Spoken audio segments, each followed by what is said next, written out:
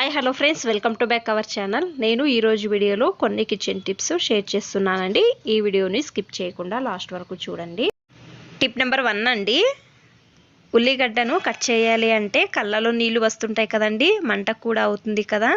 మీరు చాపింగ్ బోర్డుకి కొంచెం వెనిగరు నీట్గా అప్లై చేసుకుని తర్వాత ఉల్లిగడ్డను కట్ చేయండి. కొంచెం కూడా కళ్ళలో మంట అనేది రాదండి. తర్వాత కళ్ళలో నీళ్ళు అనేవి కూడా రావండి. ఎన్ని ఉల్లిగడ్డలు ఉన్నా కూడా కట్ చేయవచ్చండి. కావాలంటే ట్రై చేయండి ఈ టిప్స్. టిప్ నెంబర్ 2 అండి, ఇంట్లో ఒక్కోసారి లిక్విడ్ ఉండదండి, లేదు దోమల ఒత్తి కూడా ఉండదండి. ఇంట్లో అంతా దోమలు ఉన్నాయి అన్నప్పుడు మీరు దేవునికి అగరబత్తి కడ్డీని వెలిగిస్తారు కదండి, దానికి కొంచెం వ్యాస్లైన్ను ఈ విధంగా అప్లై చేయండి. అప్లై చేసిన తర్వాత వెలిగించండి. ఈ విధంగా చేయడం వలన దోమలు తక్కువ అవుతాయండి. ఈ టిప్ ఇష్టమైతే ప్లీజ్ ఒక లైక్ చేయండి, అలాగే సబ్స్క్రైబ్ చేయండి. టిప్ నెంబర్ 3 అండి, దువ్వెనను సామాన్యంగా అందరూ కూడా వారానికి ఒకసారి నీళ్లు వేసి క్లీన్ చేస్తారు కదండి. అయినా ఒక్కోసారి టైం అనేది ఉండదండి. ఆయిల్ విధంగా ఉంటుందండి. దువ్వెన పైన కొంచెం గలీజ్ అయి ఉంటుంది కదండి.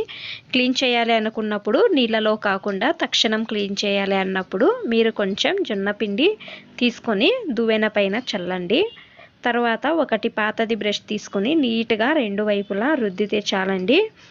దువ్వెన క్లీన్ అవుతుందండి. నీళ్లు కూడా అవసరం అనేది ఉండదండి. నీట్గా క్లీన్ అవుతుందండి.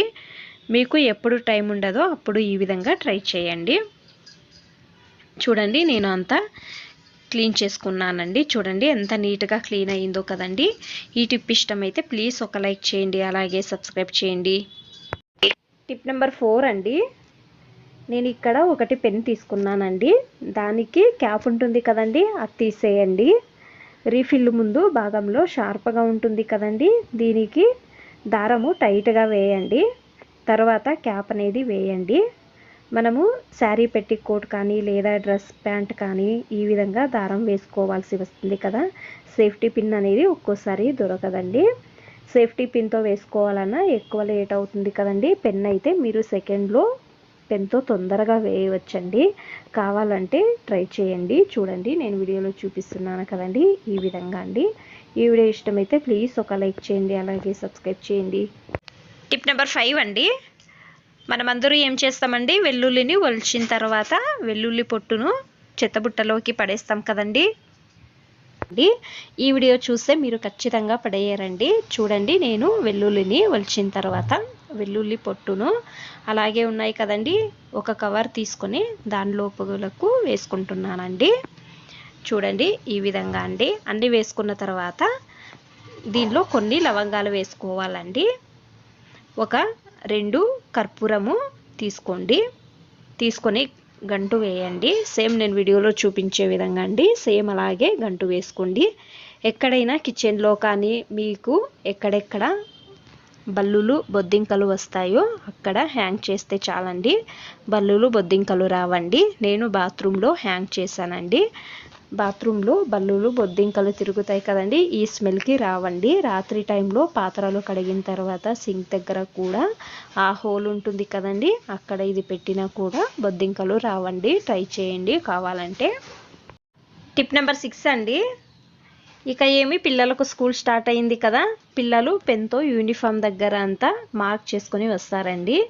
చూడండి, ఈ విధంగా అండి. ఫస్ట్ మీరు వాష్ చేయడానికి ముందు దీనిపైన కొంచెం డెటాయిల్ వేయండి. చూడండి, నేను వీడియోలో చూపిస్తున్నాను కదండి, ఈ విధంగా వేసి బ్రష్ తీసుకొని, ఏదైనా పాతది బ్రష్ ఉంటుంది కదండి, తీసుకొని దీనిపైన రుద్దండి. చూడండి, ఈ విధంగా అండి.